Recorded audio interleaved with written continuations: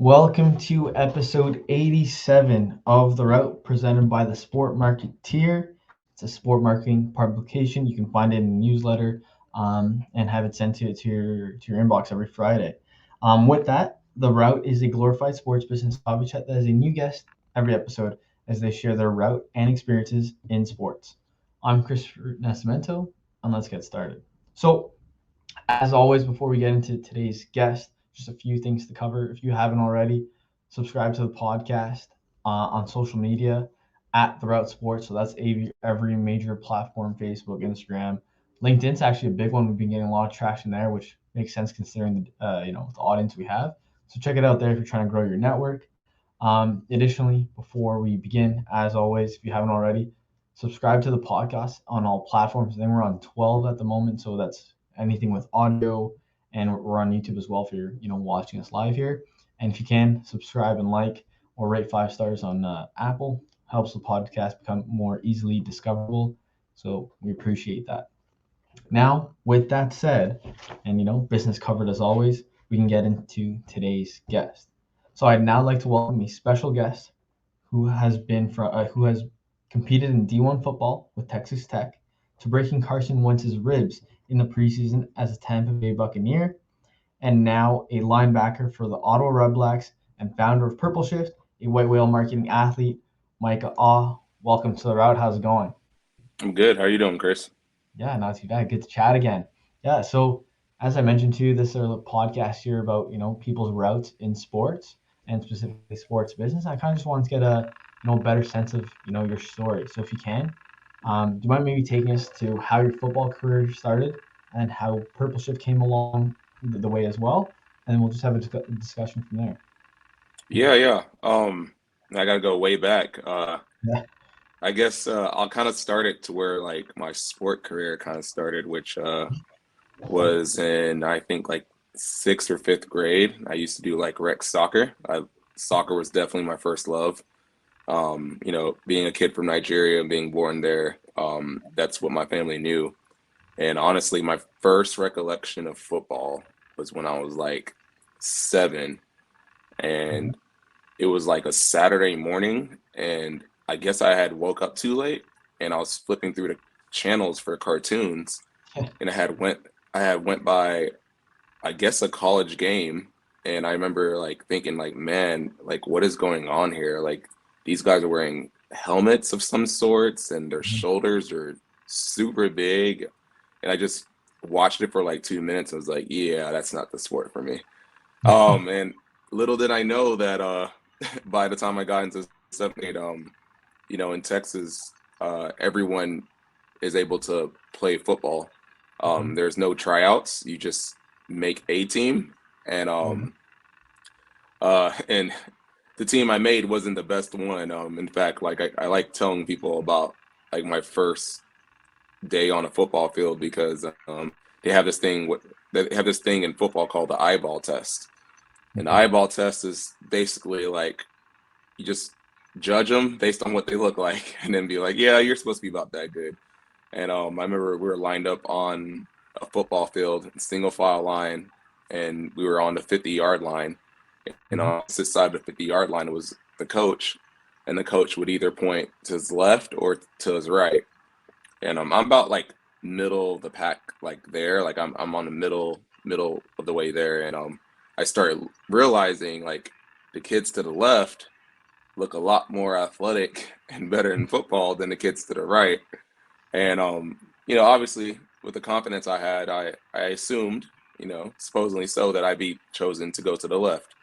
I got there, he looked me in the eyes, looked me up and down, and pointed me to the right.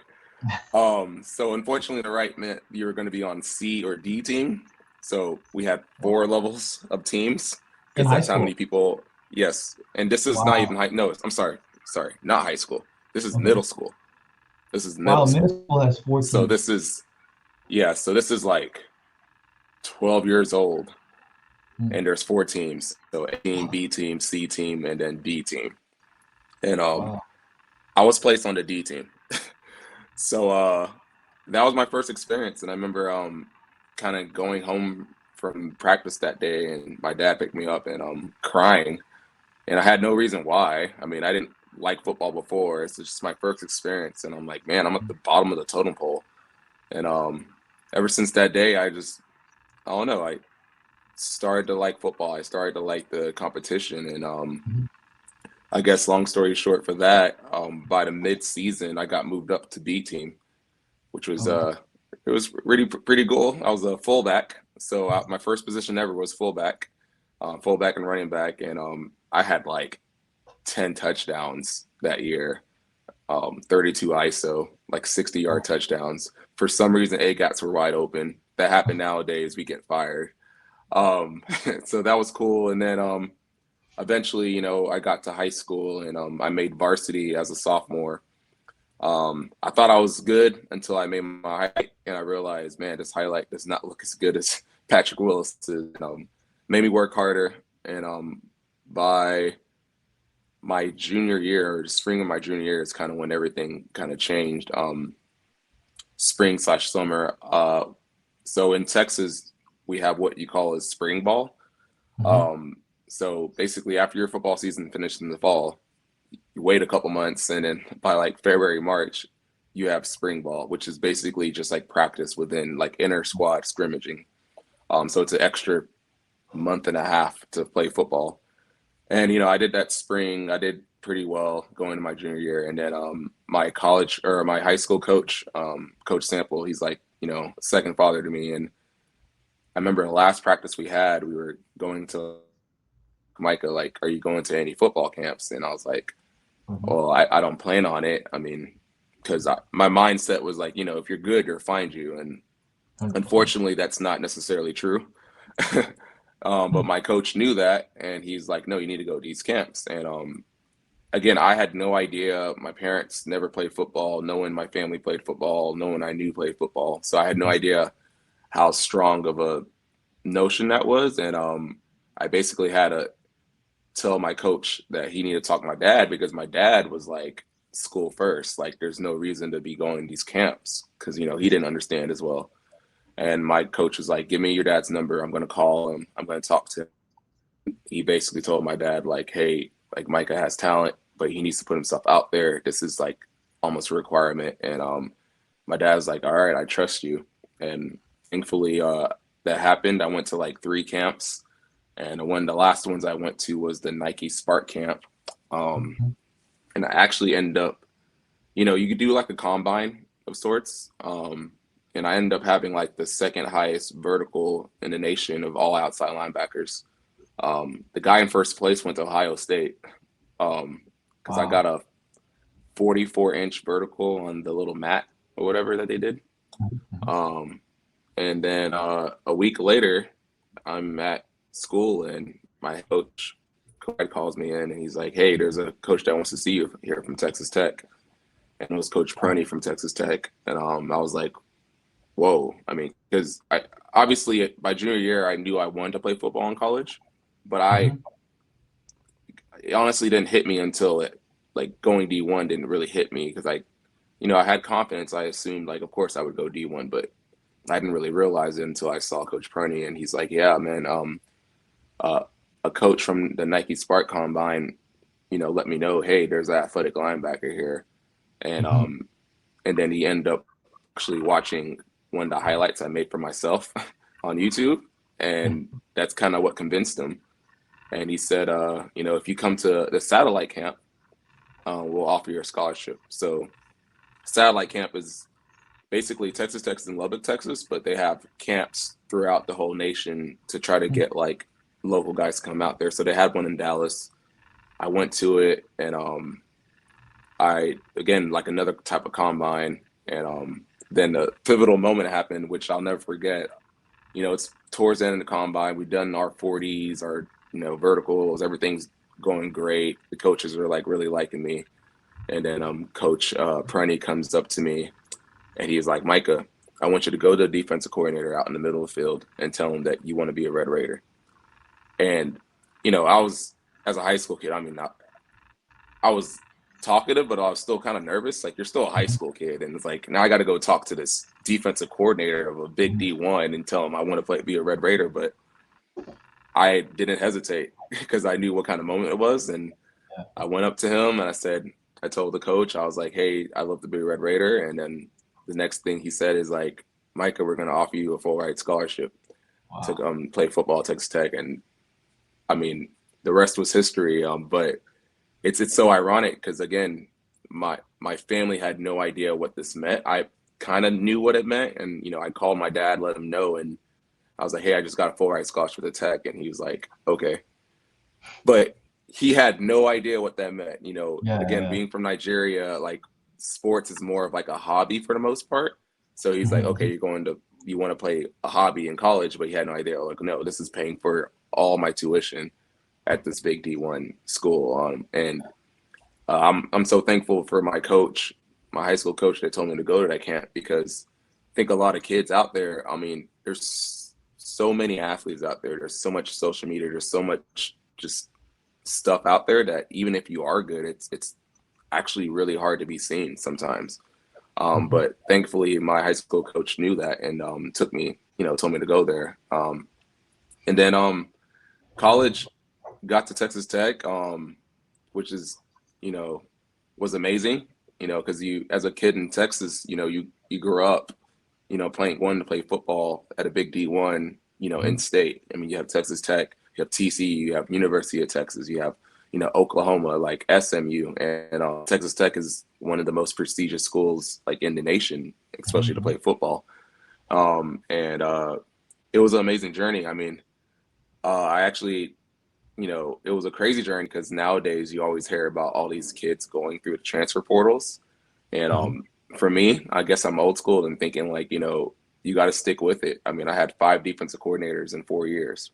Wow. So, I could have transferred, I guess, but at the same time, I'll hit on this later, but like it's made me a better professional athlete because I've seen every playbook multiple times at any rate. So like I've seen everything. It's easy for me to catch on to things because I've been through 5 defense coordinators and stuff like that. And I didn't get my first start until my sophomore year.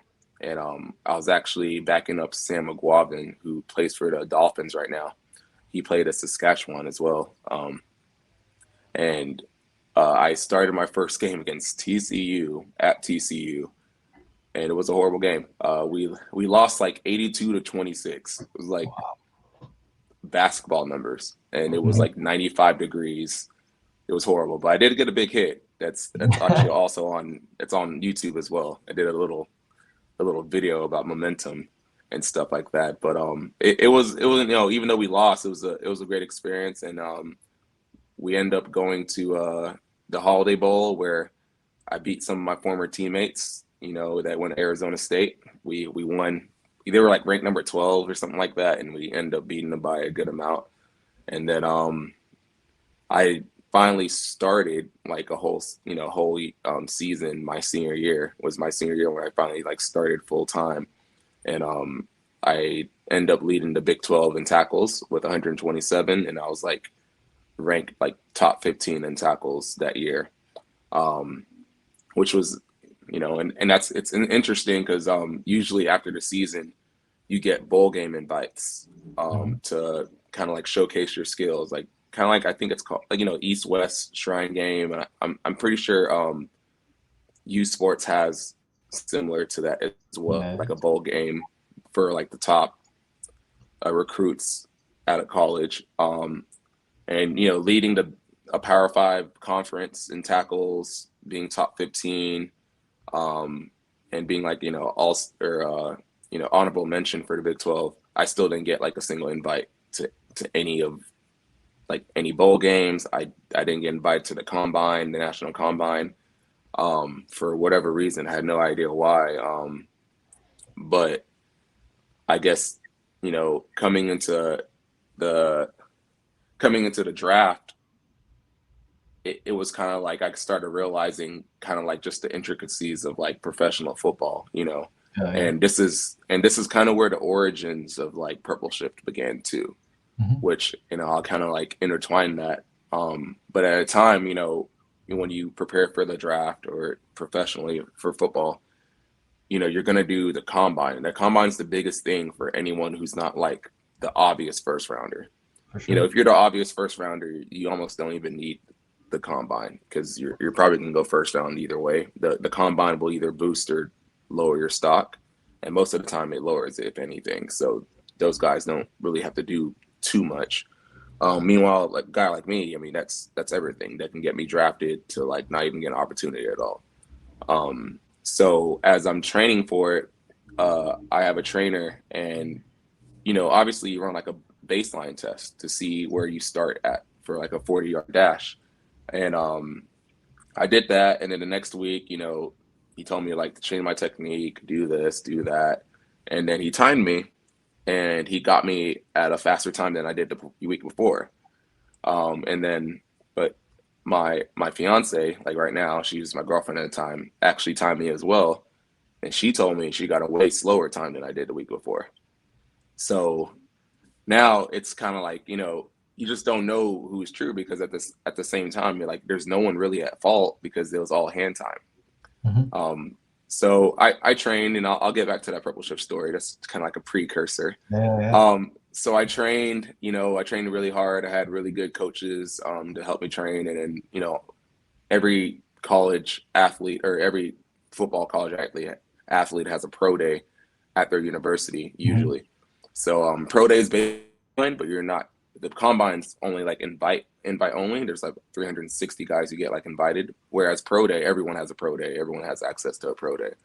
And luckily that year, I mean, we had pretty sure like, we had like 4 or 5 guys get drafted that year. So we had a lot of scouts there, maybe up to like 25 scouts, almost all 32. And I did pretty well, jumped the 10'7" broad jump, which is pretty athletic, 39.5-inch vertical, 16 bench reps on 16 reps on bench. And then my 40 time, again, I ran it. There was no lasers out there, and I asked some people who were around there, like some of my friends who were like timing and coaches who were timing. Everyone got me around like the highest being 4.55 and the lowest being like in the 4.4. So I'm like, well, that's a really good time. I mean, that's definitely draftable. But long story short, all that happens, and I actually got like a couple of scouts that day talk to me, like in particular like the Chargers. They seemed really interested, and he asked my agent's number. And you got to realize, going through this as like, you still remember when you were a kid, when you had like, you were like, man, the NFL is so like awesome, like you can be on the Chargers and the Dallas Cowboys, and it's like now you have like literally like a scout like talking to you from that team. So it really was an amazing like moment when that happened, and amazing feeling just to have the opportunity to do that. And then some months passed by, and then there's this website called NFLDraftScout.com, and if you go on this website, you'll find all like, you can look up an athlete who's gone through the draft, and you should be able to find like their combine times. And for me, I found my combine times, 10'7" broad jump, 39.5-inch vertical, 16 bench presses. And these are all things that are pretty, you can't really mess with them because it's marked. I mean, you either jump a 39-inch vertical because it's marked on, and you either jump a 10'7" because there's a tape ruler. But the one thing that was off was the 40-yard dash. And they had me at a 4.67. Now, for anyone who doesn't know anything about football, 4.67s would be really fast for like a guy who is, or someone who is 200 and I would say 255 pounds. That'd be like wow, that's a fast number. Like 255 pounds running a 4.67, that's pretty fast. But for a guy who's 220, 216 at the time, that's slow. That's not draftable. And that's the time that I was there, and I was like, how is this possible? Because no one know, like it was hand time. There's no way, and that was my median score. But unfortunately, we'll get back to that time. So remember that time, 4.67. So then the draft day comes, and I have an agent. He's pretty good, and he actually feels pretty confident. He's like, Micah, you should be able to be at the very least NFL priority free agent, which what that means is that after the draft, there's, you know, NFL personnel will call certain people and be like, hey, we want you to come to our camp. We actually really like you. We just couldn't pick you up in the draft, but we want you to come. He thought that would be like the lowest I'd be, and potentially I would be drafted. So I was watching this with my fiance, my girlfriend at the time, and you know, you go through the whole draft, and you know, it's like day one, you're like, all right, I knew I was gonna get drafted first round. I mean, it's possible, Yeah. but like, unfortunately, I didn't have like the publicity and all that. You know, I'm not saying I'm not as good as them. I'm just saying like, Mhm. it's just being real. So the first day I was like, oh, whatever. But then, you know, second day of the draft, you know, I'm still in school, mind you. Like, I'm still going to class, but like, I'm doing this at night. Second day of draft is like, you know, what is it, the second through like the fourth or fifth round. And I'm like, all right, there's maybe a chance. Nothing. Third day is like, all right, it's fourth through seventh round. Maybe we'll get a call. We'll get someone who wants to pick me up. And you go through like the whole 3 hours, and you're seeing everyone else get drafted, and you're seeing like some of your friends, teammates get drafted. You're, you know, happy for them, and then, you know, nothing happens. And then like this is kind of like where like reality kind of sits in, because there's no guarantee that anyone's gonna call you afterwards. And that's exactly what happened. Like, no one called me. I called my agent, like, hey, is there anyone who's like interested with me after the draft? He's like, no, Micah, sorry, like nothing right now. And you know, it's really hard, you know, because I'm still in class. I still have to, like, it's like finals time because it's towards the end. And I remember being in class, and then I get this call with a Arizona area code, and I immediately like hop out of class. I'm like, oh my gosh, it's the Cardinals. It has to be the Cardinals. It's Arizona. It's the Cardinals. And I answer it, and this guy like answers, and he's like, you probably thought this was the Arizona Cardinals, didn't you? And I'm like, my face was just like, yeah. And he was like, well, no, I'm actually a financial advisor, and I like to let you know, like, once you do sign with a team, you can be with me. And I was just like, I'll never forget that moment, because I'm like, dude, don't preface this with, you probably thought this was going to be the Arizona Cardinals. And I was just like, man, that's so messed up. Like, this, like, I've Yeah. been waiting for a call for a week. This is a week after the draft, a whole week. And I'm just like, and that happens. And then it was actually, I think, a day later, my agent calls me, and I was like, hey, what's up? He was like, hey, I have some good news. I was like, what is it? He Mhm. said, basically, long story short, like, he had a relationship with someone from Tampa Bay, and he used that, and he was like, hey, you really need to give this guy a chance, Micah, a chance. You really need to give Micah a chance. And so they had a rookie mini camp, and they actually had invited me to, Tampa Bay had invited me to the rookie mini camp. And for those who don't know, so these rookie mini camps are really built so that the guys that they drafted and the guys that they signed right after the draft don't really have to do a camp. So it's like 90 to 100 people, and Wow. only like maybe 5 to 10 guys are drafted or signed that are rookies.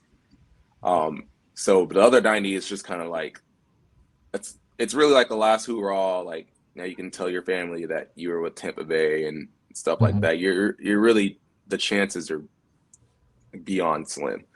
And I went into it, and I mean, I didn't care about the chances. I just knew that there was a chance. You know, they're going to give me an opportunity to be out there. So I knew this could be potentially like my last chance ever to like ever play football.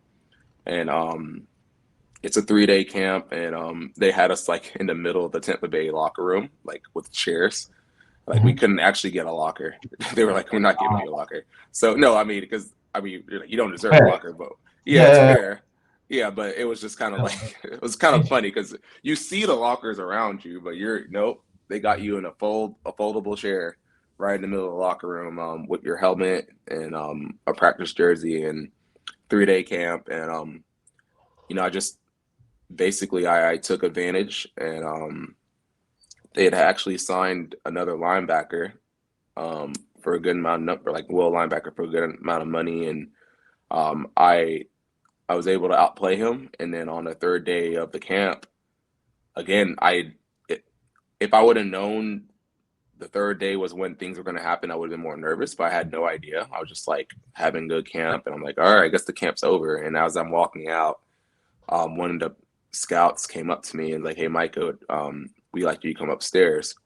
And he didn't tell me why. I was just like, go upstairs for what? And then as I go upstairs, I get a call from my agent. He's like, Micah, like, I don't know how you did this, but they want to sign you. Like you made the team. You got signed to the team. And it was like amazing. But to be completely honest, like I kind of expected to.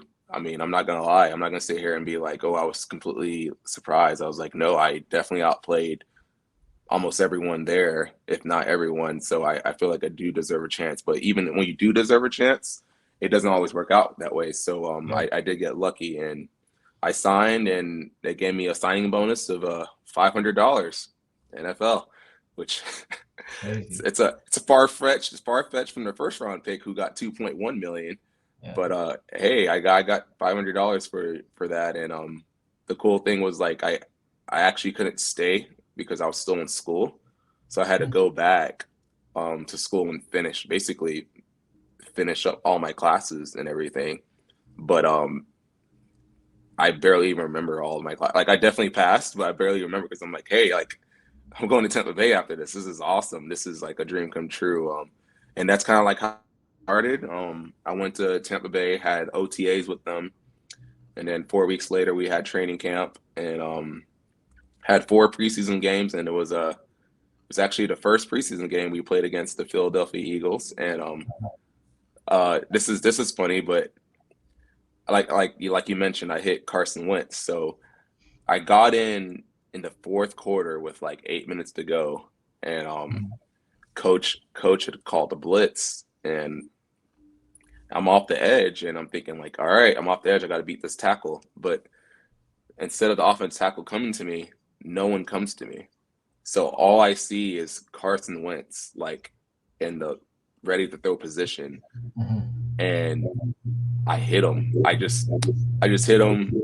Great hit. It was third and long, and they didn't get it. So like we got off the field, like everyone's celebrating, like, oh, great hit, Micah, this and that. I'm in on the sideline, and I see Coach Duffner, which he was the linebacker coach. He just he looks at me, and he just starts shaking his head, and I'm like, why are you shaking your head? I mean, you gotta imagine this. Everyone else is like celebrating me, like patting me on the back, and then coach is just looking at me and shaking his head. And he finally just says, the running back. And I'm like, oh. So like, if you go back on the film, I was actually responsible for the running back that flared out, that actually caught the ball. But instead of getting him, I hit the quarterback, and I broke Carson Wentz's ribs, which the way I found out was the day after. It was Mike Glenn and what's his name? It was the third string quarterback. I can't remember his name right now. Forgive me. Please forgive me. He's actually still there on Tampa Bay. He's actually there right now. I think he's the third string right now. But it was Mike Glenn, and then him. He came up to me. They came up to me, and they're like, do you know what you did? I was like, what do you mean, do you know what I did? And they like turned on the TV and breakfast, and it was like all over. Like Carson Wentz out for the like rest of the preseason, fractured ribs, and they kept on showing me hitting him over and over again. And this whole time they're just saying Carson Wentz. They're not like really even mentioning my name, but I'm just like the guy who hit him. And I'm putting a lot of emphasis into this because the whole preseason happened, and then I didn't make the team as a practice squad member, but the most dramatic thing happens before then, because in order to be on practice squad, you still have to get cut. Yeah. And I was in my room on cut, like it was cut day, and we had till 4 p.m. to make all the decisions. And I'm just literally in the hotel room, just waiting. And then at 2 p.m., I get a call, and they're like, "Hey, Micah, can you bring your playbook and come to the facility?" And it's one of like the saddest days ever, because I mean, you're hearing doors slam in the hallway, so you know, like, hey, dude just got cut. And it's a bittersweet moment, because you know that you try for your dreams and stuff like that, but then it didn't work out. And I talked with the head coach, the defensive coordinator, the special team coordinator, my linebackers coach, and the GM, and they all told me like I did a really good job, and that not to give up on football, that I'm a good player. And but they're like, we're going to send you home. There's a chance you could be on special or on practice squad, but we don't know yet. We don't know if it's going to work out. And I went back home, so I'm back home in Texas, and then on Saturday or on Sunday, it was like literally like right after church, like they called me. They're like, "Hey, Micah, congratulations, you made practice squad." And not even the next, like that evening, I was back in Tampa Bay. And it was that literally, that moment, I'll never forget it, because it's like all your dreams, all your goals, everything like you work for, like that week you're like, wow, I'm a professional football player, in NFL. And it was awesome. And then unfortunately on Friday, everything came to an end, as when I was in the weight room. I was working out, and all was good. I mean, all was good. I thought I had a good week of practice. I was actually the clone of Deion Jones from Atlanta, because we were playing Atlanta Falcons, and Deion Jones is like the same body type as me. And so it was fun to be like the clone on practice squad. And I was working out, and there's this guy who was in there the whole time, and I'd never seen before, but he was just in there. I was like, okay, cool, whatever. He must be allowed. And then as soon as I finished, he's like, "Hey, Micah, can you come over here?" I was like, yeah, what's up? He's like, "Hey, can you come upstairs with me?" I was like, "Yeah, no problem." And then I was actually thinking, like, oh, they're gonna activate me. They're gonna put me on the active squad, because that's what they do. Like, you're in practice squad, you have to activate you to go on the active squad. So I'm like, I'm getting activated. And as I'm going through the second flight of the stairs, I start realizing, oh man, I've seen this before. I've seen this before somewhere. And it's been on HBO, not Hard Knocks, when guys are getting cut. And I was like, I'm getting cut. And then I'm like, oh man. And like, I wasn't even sad. It was just like, kind of like, you're really kind of like in shock. You don't even have time to be like sad or anything. And I'm sitting in the Green Reaper's office, and this is kind of like where PurpleShift comes in at. And I'm sitting there. He's like, "Yeah, Micah, we're gonna let go of you. Sorry, basically." I'm like, "All right, there's nothing I can do." And I'm looking at the TV. There's a huge TV screen, and it had the depth chart on it: offense on top, defense on the bottom. And I was at will linebacker, and they had like Levante David, the second string, and then me at third string. And Levante David, I mean, future Hall of Famer, great guy, by the way, one of the best teammates I've ever had. Future Hall of Famer, multiple time Pro Bowler. And what I realized is that all they had on that depth chart was our name and our 40 times. And that 40 time that was on there for him was the one he ran in 2012 when he graduated from college. And I mean, he's like a 6-year pro at this point, 6-year pro. I'm like, why does that matter to 6-year pro? But and that time they had was the same time that's on NFL Scout, DraftScout.com. And the time they had for me at 4.67, which is clearly the slowest one up there, was from NFL DraftScout.com. And that's when I realized, like, the 40 time is that powerful. It's that important. Yet the 40 time they had for me was wrong. I mean, I remember even in training camp, I had there was a scout who came up to me, one of the top scouts, and he asked me a question which was really particular, because I'm like, didn't make any sense. He's like, "Micah, what did you run on your pro day? Like, what was your 40 time on your pro day?" Because I guess he was surprised at how fast I was. And I told him I probably ran a 4.4, but they had me a 4.67. and he just like looked at me and just walked away. Like he just wanted to know because he knew like obviously that time was way off.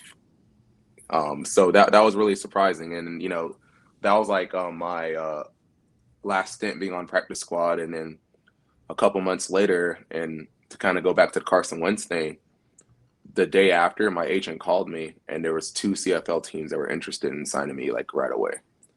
And that was the first time I had any. I didn't even know. I literally did not know the CFL existed until that day. I had no idea. No, because no one ever talked about it in Texas. Not even in college. I've never. I don't know why. It just never came up. CFL never came up in my vocabulary, and I'm surprised because 108 years at that time. But I was like, oh well, we're gonna wait, this and that. But that hit on Carson Wentz basically extended my career. It didn't basically, it did extend my career. Because I don't think without that hit, they weren't, CFL teams weren't contacting me at that point. So I waited a couple months, and then I ended up signing with the BC Lions. And I played all of 17, and it's pretty good. Like, had a great experience. CFL was definitely really, really tough. I don't know. I went through a whole preseason of special teams in the NFL, and then and I thought, oh yeah, I can definitely do this. It's not like too hard. And like my first preseason game, my first snap on kickoff, me and this like guy, like he was like number 76 or something, like the ugliest number ever. I like he didn't look like much of an athlete, and I'm like, all right, I'm definitely gonna blow by him, and like we just smack each other. Like the most contact I've had, even in NFL, like past that, I'm like, oh my gosh, this is serious up here. Like these guys are serious, and they're playing for 10 times less. So and that's when I realized like the CFL is nothing to play with at all. And anyway, so that happened, and I had a good season. Ended up starting my last 9 games of the year. Played under Coach Bono, and then I actually signed with the Jets a year later. Like after that season, I signed with the Jets, and then unfortunately, they cut me on the 3rd day of the draft, so I never had training camps or OTAs with them. And then I ended up finishing the season with the BC Lions. We were like 3-6 or something like that, and then I ended up starting, and we won like 6 in a row and beat Edmonton to make playoffs, which was pretty dramatic. Yep. And then in 19, I played with the Toronto Argonauts, and then 20 was where I created PurpleShift because CFL didn't have a season, so that was the silver lining there, is that I was able to have time to like build PurpleShift because of how important I knew that 40 time was, and how much I knew that athletic testing is by far not standardized. It's like the most unstandardized things ever. I mean, there's Nike camps, there's Under Armour camps, there's Adidas camps, there's probably New Era camps. Like there's so many different camps and combines, and none of them are standardized. And I basically, that's what PurpleShift is. It's like we're standardizing it. And and then now I'm playing with the Ottawa Redblacks in 2021, which is awesome. I mean, it's a great city. I love all my teammates. It's like between this and Tampa Bay, it's like the best locker rooms I've been in. All the way from the GM all the way down. Really, really good guys, class A, and now coming towards the end of the season, we didn't have the season we wanted, but at the same time, like I feel like the future of this team is like very strong. Like could really build on some things that will make the team strong for like years to come. So that's how I kind of got to this point, and I know it's a long story, but it's just crazy. That's what the route is. That's what the podcast. It's definitely a route, and it's not easy. It's and it's not. You need a little luck, every once in a while, but at the same time, it's like it's not really luck if you're putting yourself in position to be there. So and that's all it is at the end of the day, is you just gotta work. I listened to this podcast called How I Built This, and Guy Raz always asks the entrepreneurs one question at the end. It's always the same question, and he says, how much do you attribute your success to luck, and how much do you attribute it to like hard work? Mm-hmm. And I've always thought, like, what would I say when I'm like at the position of Guy Raz was asking me that? And I think I've always, leaned on the side of being like, it's not really luck, because I feel like most, I don't know, anyone who got to where they are, really like really successful and this and that. I mean, there's hard work involved, no matter Mm-hmm. what the level is. Like you're working hard to put yourself in position to be lucky, and lucky. I think people forget. I mean, lucky goes both ways. Like Yeah. I remember one time in campus, I was walking in the middle of Texas Tech's campus, which is the biggest. It's technically the second largest um, Campus? in campus in the nation, maybe the world. Really? But yeah, and the first largest is the Air Force, but they're counting their freaking airstrips, so that doesn't Yeah. actually count. But I was walking on the biggest campus, largest campus in the world, and for some reason I looked up, and as I looked up, a pigeon pooped right on my forehead. So like, hey, that's luck, Mm-hmm. but luck is really I get what not. you're saying. Yeah, it's not positive or negative. It's just Yeah, luck. yeah, for So sure. to me, you have to work hard to even receive anything like that. I had to be at the right place, the right times, going to class, working hard in that, and boom, I got lucky. got Yeah, got a yeah, pigeon for poop. sure. Yeah, yeah. So I don't know. I think a lot of it is hard work, and also people around you too. Like you can't get anywhere, you can't get to high places in life or anything successful without people helping you along the way. I think that's probably the number one thing, is just people who help you along the way and help you to get to where you got to. Yeah, But yeah, no, 100%. that's my route. That's Yep. awesome, man. That's top notch stuff. I love how much detail there was there. And funny enough, that quote they're saying about opportunity and luck. I was watching a movie recently. And they're saying how Hmm. like opportunity creates luck and luck creates opportunity. So kind of it's like a Hmm. balancing act, right? So before we end the podcast, I just want to fill in some blanks. And then similar to how we built this podcast, I have two questions I like asking everyone at the end. Hmm. So just kind of going back to the beginning you're saying there. Funny enough, what you were saying about how you first remember football, that's how I actually first remember football, where at least here in Ottawa, remember Saturdays, Channel 19, they'd put like a Detroit station on. So we'd Hmm. get like the Disney Channel on there. Oh, So okay. we'd see like Sweet Life, That's So Raven, all that good stuff, right? Cartoons in the morning. Hmm. And then, at 12, it would hit the Michigan games. And then, sometimes Uh, if I was waiting for lunch or lunch went late, I would just watch like college football, right? So that's funny that you're saying that. right. Um, and I know how, throughout this, you're kind of talking about the different circumstances in your route and, how it came to be. And obviously, I've gotten to know you a little bit from working with you in regards to your brand. But I know you said the 40 time is what really impacted PurpleShift. And well, Hmm. maybe I'll ask you a simple question in regards to just explaining it afterwards. But it also sounds like even going back all the way to high school, it sounds like PurpleShift was always kind of um, like it it maybe it kind of goes Looming. back further than the 40, right? Where even for myself, when I think about this, marketing company, I like thought about it yesterday. I was just walking all day, and there's just circumstances of movies that stick out to me where they have like Nike commercials, and I'll never forget those scenes. And I didn't understand why I would never forgot them. But look Hmm. at what I'm doing now. I'm working in sports marketing, similar to you with that eyeball test, right? Where it's Hmm. kind of like, okay, athletic, not athletic. Whereas Purple Shift can actually determine that.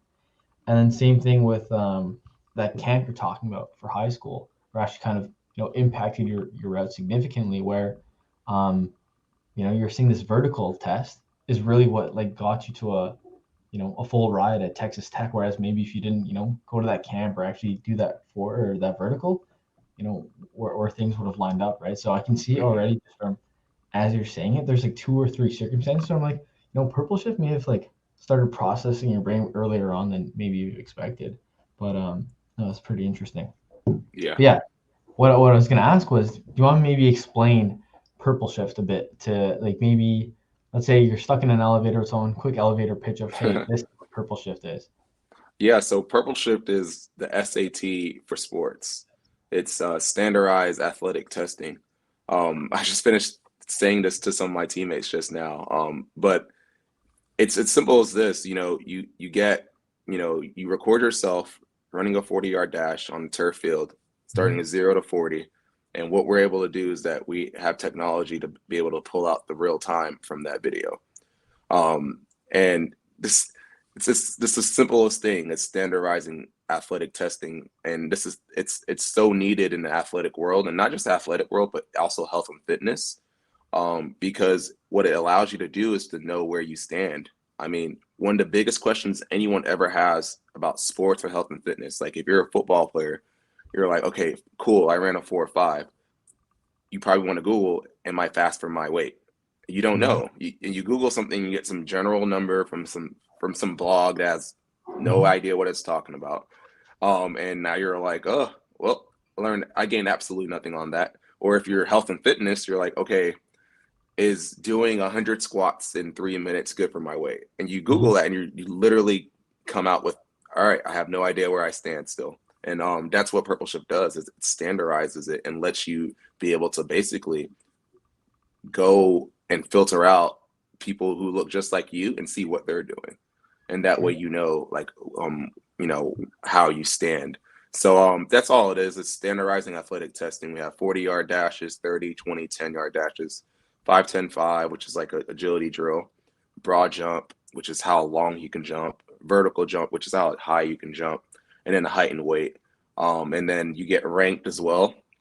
You get ranked, you get a PurpleShift score, and you also have the challenges, which are air squat challenges, sit-up challenge, and push-up challenge. It's how many you can do in 3 minutes. And then with all this being tied together, we're basically just trying to get people to get to their optimum fitness level, whether that you just trying to be healthy or you trying to go D1. And that's really all this. Yeah. No, I love that you're using the SAT like tagline. I remember when we were texting back and forth about it for for the t-shirts, right? And if you're listening, you're interested in PurpleShift merch, you can just go here, whitewhalemktg.shop collections, check out the PurpleShift. And I remember we were talking about that, and we're just kind of spinning it back and forth. And I think that was the perfect thing in regards to the SATs, because it lines up, right? So I use that every time. I use that every time.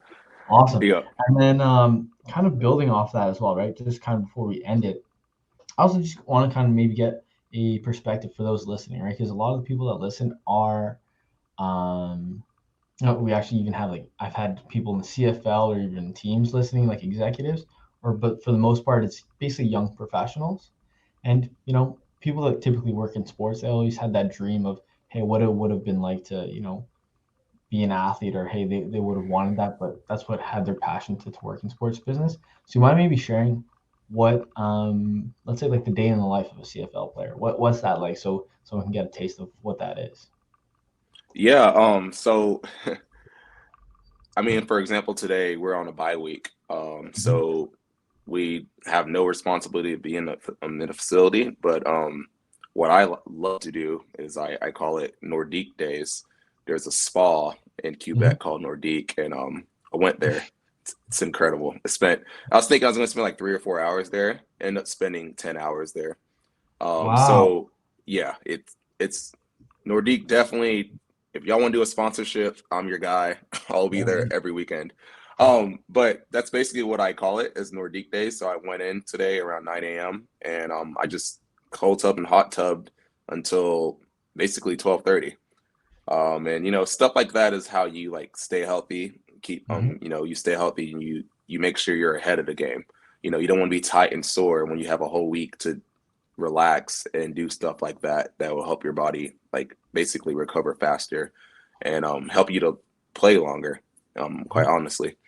And but on a regular day, I mean, I wake up basically every day at like 6:30 a.m. Wake up, you go to facility early, you roll out, you get your hydration, you have meetings for like two hours, and then we have practice for 2 hours. And then afterwards, I do the same thing. I cold tub, I hot tub, I stay ahead of the game. I work out, at least once or twice a week. And then I watch film with my teammates for at least an hour to an hour and a half. So then I usually leave the facility. I mean, at the earliest, probably like 3. And, at the latest, like 5:30, almost 6. And, but, the way I see it being a professional athlete. It's like, I used to be a student athlete in college, and that was way harder because, I would leave at 5:36, but then have to go do homework. And being an engineer like I was, that was extremely hard. I would have to study for tests that I had no idea what I was doing until the day before. And then I'm like, all right, man, it's gonna go out there and do my best. So like it actually in turn made football easy. In turn, it made professional football way easier. When I got to Tampa Bay, I'm like, all I have to do is practice and watch film. I don't have to learn about differential equations afterwards. So to me, it made it way easier. But like, it's all about perspective because, some people might think, oh, you're going from basically 6:30 to 5:30 every day. That's pretty hard and that's rough. But I'm like, well, yeah, I used to do that plus school. So now that I'm doing it as an athlete, it's nothing. And that's why, adding PurpleShift to this, which has to do with sports, is also nothing to me because it goes hand in hand, So that's kind of how my days go. And then on game day, I have a pretty bland routine. I wake up as late as possible on game day. So like 4:00 game, I'll be up at I'll be sleeping until like 12 till like afternoon, like noon. And then I'll go to Subway and I've actually gotten judged a couple times because I'll just get foot long on white with turkey, lettuce, and cucumbers with nothing on it. And like That's the all? ladies and dude, nothing else. That's it. Southwest. Subway. No sauces. No, nothing. And Man, I've that's literally, she that's looked at me the other time. She was like, that's it? I yeah. was like, yeah. She's like, you're a simple man. I was like, pump your brakes a little bit because the day before I was in there getting my tuna sandwich with everything on it. But on game day, I'm really bland. And then, you go out there and, you just, football and game days, it's really weird, ever since like playing at Texas Tech, like a big D1, even in Texas, because, big school, and then playing professionally, I think the biggest thing in professional sport is mental. Like the 10% is why you're there, 10% of athleticism is why you're there. But like 90% of it is being in the right mindset, mind frame, and getting yourself to be ready to perform. And that's kind of been what's made me actually way better than everything else I do in life, because I don't think anything is more nerve-wracking than a football game. I don't think anything's more nerve-wracking than making this tackle in front of 18,000 fans, or the 72,000 fans I had. I mean, well, it's actually more than that because it's on TV. So like 500,000 people or 1 million people on TV. So going in and talking to executive of some of a company, or talking to the chairman or the mayor, I mean, that's nothing to me. So it's made me a way better person, a lot more confident in knowing that the situation's only as big as you make it. And we can all succeed as long as you just have the right mind frame and just do it. Yeah, no, that's good stuff. And I'm gonna ask you one more thing about that because that kind of flows into those two questions I'd like to ask at the end. And actually, funny enough about the Nordique days, you never told me that, but that's interesting because actually one of my good friends from high school, he builds all of the Nordique spots, him and his like family business. What? Yeah, so I think they're in Whitby, Calgary. Yeah. They actually, it's like logs, right? I've never been, even Yeah. though like I've lived here my whole life. It's like log style, It's right? incredible. Yeah, Yeah, so it's they do incredible. everything themselves. So that's funny Wow. that small world. Yeah. But yeah, in regards to what you're saying there, that's so interesting because as I was saying, just think about the audience that's listening right now. It's a lot of like business people, sports business, or even students, right, that are trying to make that jump from student to young professional, or crack into the sports industry, which is tough because there's so many people in demand that want to get into a position there. And then when you're talking about that that 90% mindset, right, where even now when we have these different executives that come into this podcast, they're like, frankly, people can have these unreal CVs, but it's the intangibles that often kind of just stand out, right? Whether it's their mindset, whether it's their willingness to learn, listen, coachable, different stuff like that. But maybe touch on that a bit more. Like, what have you been able to do I understand what you're saying, where you're kind of separating and comparing, normal life to football, and how normal life's like way easier now than football because there's not as much pressure. But what were you able to do to get into that mindset, right? And to be more disciplined, right? Because obviously it is your job to go play football, but I'm sure there's not every athlete in the CFL or even the NFL that are getting up at 6:30 every morning and making sure they're taking care of their body. So what type of things are you doing to maintain this mindset and also to be so disciplined as well? Well, I think the whole root of it, because I've had one of my teammates ask me like, why do you practice so hard? Why do you practice so intensely? Mhm. And I think it all roots from like what you're doing it for. You know, I don't want to say motivation because motivation comes and goes, Yeah. but your root of your motivation never goes away. Like you might lose motivation for the day or the week or the month, but like the root, whatever your root of that motivation is, that's really what should like keep you going. And Mhm. for me, it's like, wanting to be the best that ever played. And ironically enough, like that's gonna be extremely hard. Like I'm not, so like right now it's like, people won't even consider me like a Hall of Fame type player yet. But that's Mhm. what I want while I'm playing. But like the fact that that goal is nearly unachievable is why I practice so hard.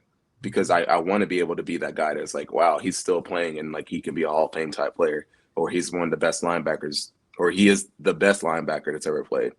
So like that's my goal, is to be the best at everything I do. And from a PurpleShift standpoint, again, I listen to How I Built This a lot because, especially on my long road trip, because you know I listened to the Airbnb founders. I've listened to the Zillow. I've listened to like a lot of these founders, and I'm like, well, if they can do it, why can't I? And that all kind of stemmed from that time I got put on D team. Mhm. Um, like you were mentioning before the podcast of the guy who you thought would never be the one to make the CFL, being on the CFL team. I'm sure there's someone who said that about me several times. Like I never thought Micah would be the one who'd be going on his fourth year of professional football. But I do know that at the end of the day, like, coming back down to like pro day or not pro day, game day and like trying to perform,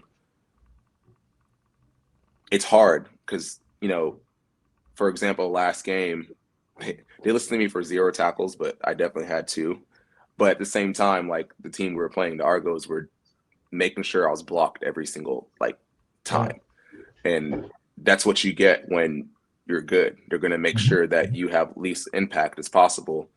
But like you don't know how you're going to perform is my point. It's like you have no idea how you're going to perform. So what I depend on is practice. Like I depend on like, okay, I don't want to leave it up to luck that I make, 20 tackles and interception and all that. I'm Mhm. just going to depend on like I'm just going to work hard. I'm going to do the best I can in practice and then let the chips fall when I have to perform. Yeah. Because you always kind of like fall back to like what you always do. And For sure. I try to make sure what I always do is game day, which is why I practice so hard, which I go hard so hard on game days and on practice days, because that's all you can depend on sometimes. You don't know how you're gonna perform all the time, and it doesn't necessarily match up. So Yeah. that'll be my like kind of like my 2 cents behind that.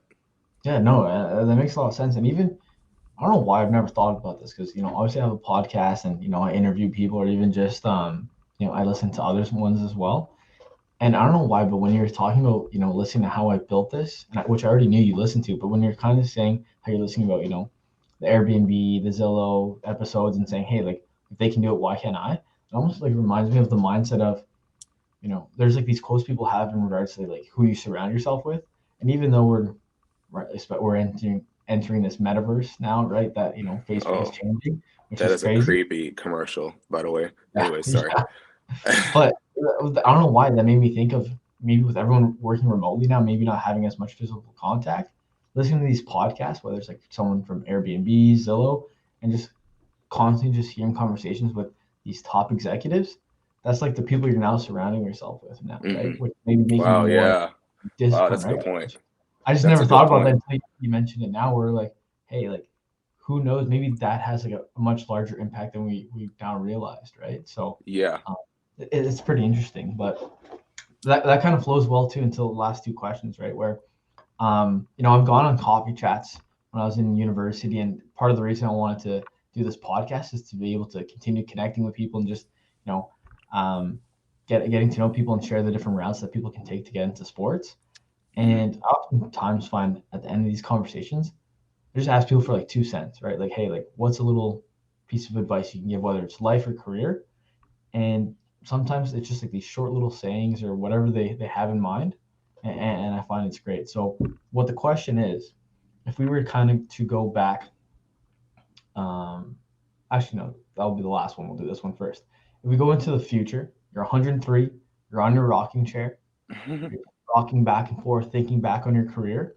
What is a point in time that stands out? You're like, wow, I can't believe I was able to do that for a living. Is there a specific story that kind of just stands out? You're like, wow, like that was crazy. Man, that's hard. My 27 years of life. Mm-hmm. I don't know. It's kind of like not. It wouldn't for me. It wouldn't be a moment. It would be. Honestly, would be kind of like just like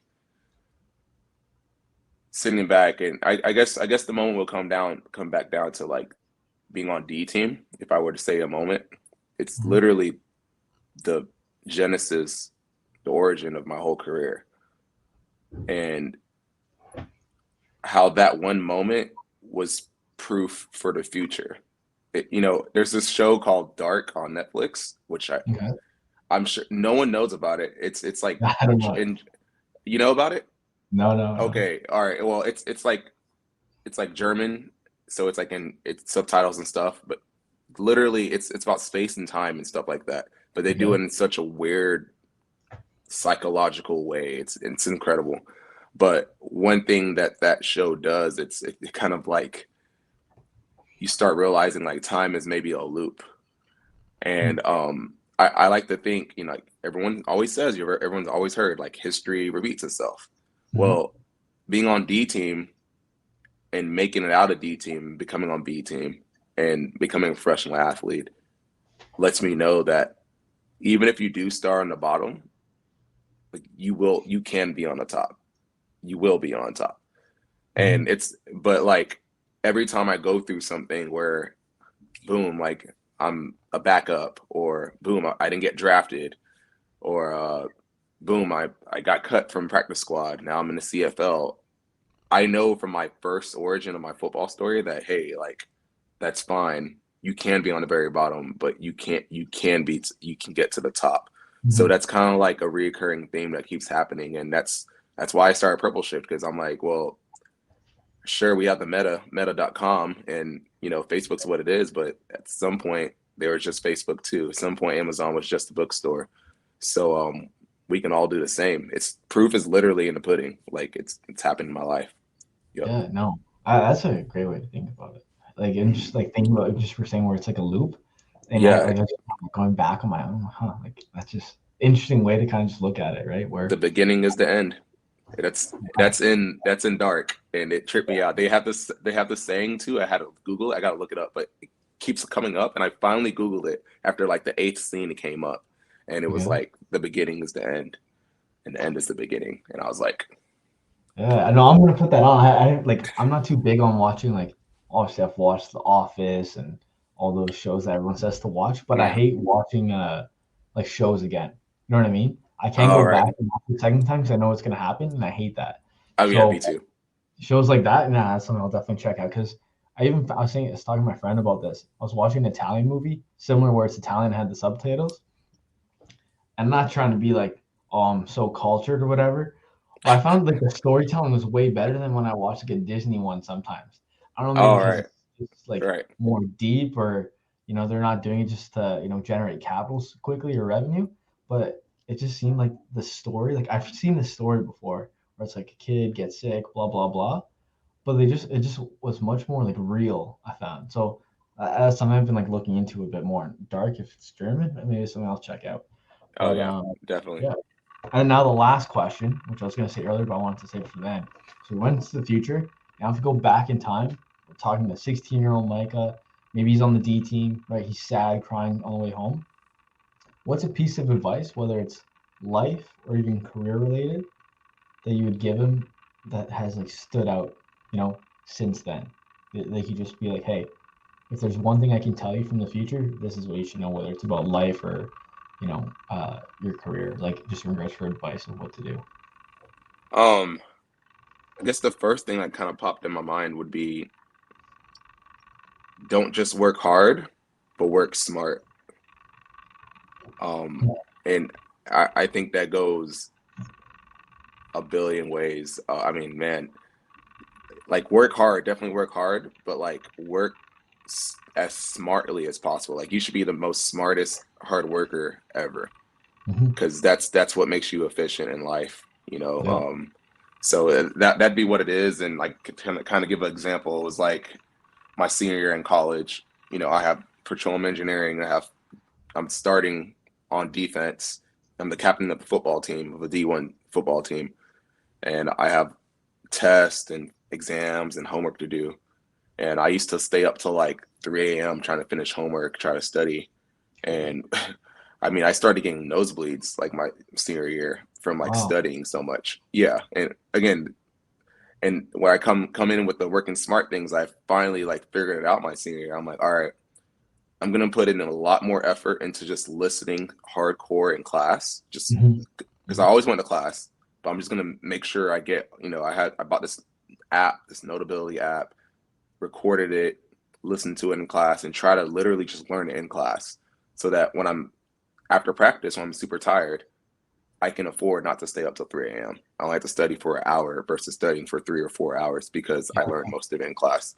And then, like I said, I led the Big 12 in tackles. I was a captain of the football team, and ended up parlaying my career into professional football. So like working smart is probably even more, as you get older, it's even more important than working hard.